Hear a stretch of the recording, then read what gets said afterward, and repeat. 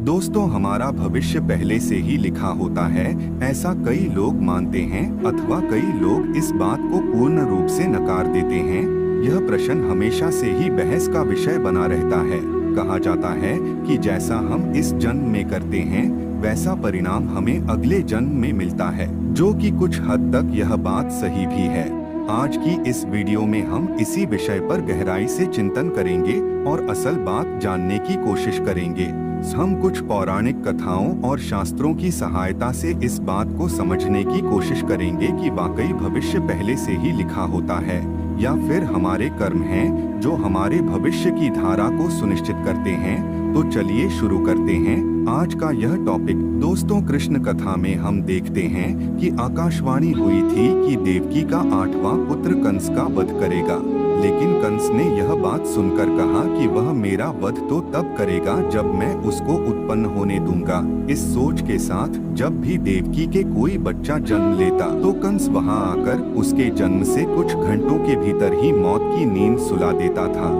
लेकिन जब देवकी के 8वें पुत्र की बारी आई तो विधि विधान के साथ जन्म भी लिया और बाद में कंस का वध भी किया। ऐसा इसलिए हुआ क्योंकि कंस की मृत्यु की भविष्यवाणी हो चुकी थी। साथ ही कंस के जन्म से ही लिख दिया गया था कि उसकी मृत्यु कैसे होगी और किसके हाथों होगी। यही नहीं दोस्तों, इस संसार में जो भी मनुष्य जन्म लेता है उसके बारे में भविष्य पहले से ही लिख दिया जाता है। मनुष्य का जन्म कैसे होगा, कौन सी जगह होगा और उसके जीवन में कौन कौन सी परेशानियां आएंगी, यह सब विधि का विधान है और इसे चाह कर भी नहीं बदला जा सकता।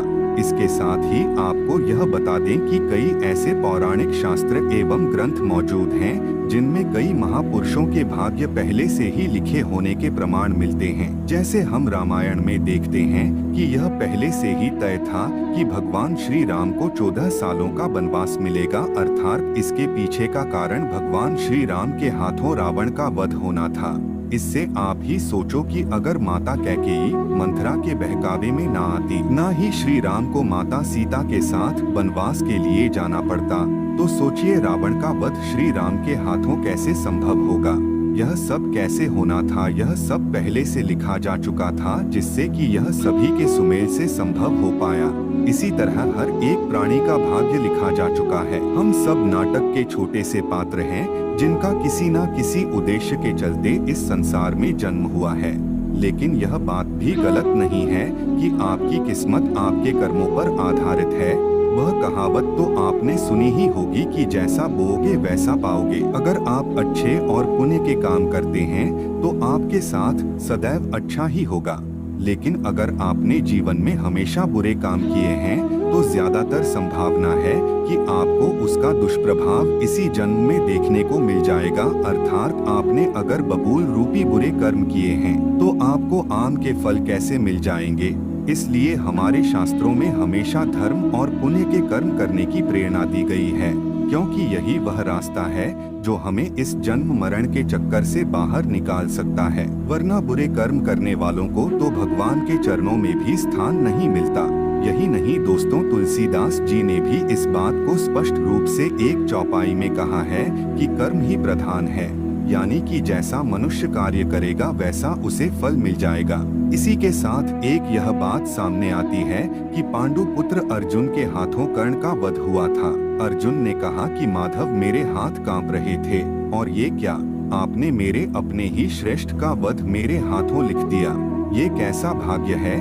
तो इस पे श्री कृष्ण ने कहा, हे पांडु पुत्र, मैं कौन होता हूँ किसी मनुष्य को प्रारब्ध देने वाला, ये तो करनी का फल है। जिस तरह उसने जीवन में कर्म किए उसे उसके फलस्वरूप परिणाम मिल गया।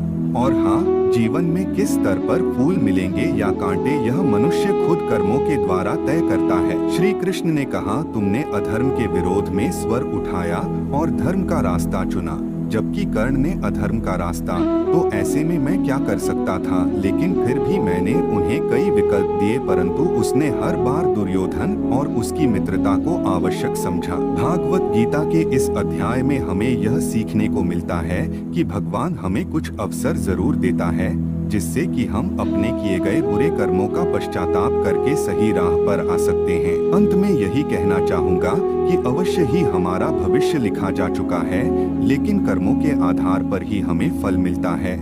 और हम अगर अच्छे कर्म करेंगे तो जीवन को शांतिपूर्वक सुख समृद्धि प्राप्त करते हुए व्यतीत करेंगे। अन्यथा बुरे कर्म करने पर तो इसी जन्म में ही हमें उसके दुष्प्रभाव देखने को मिल जाएंगे और उसका प्रभाव निश्चित रूप से अगले जन्म पर भी पड़ेगा।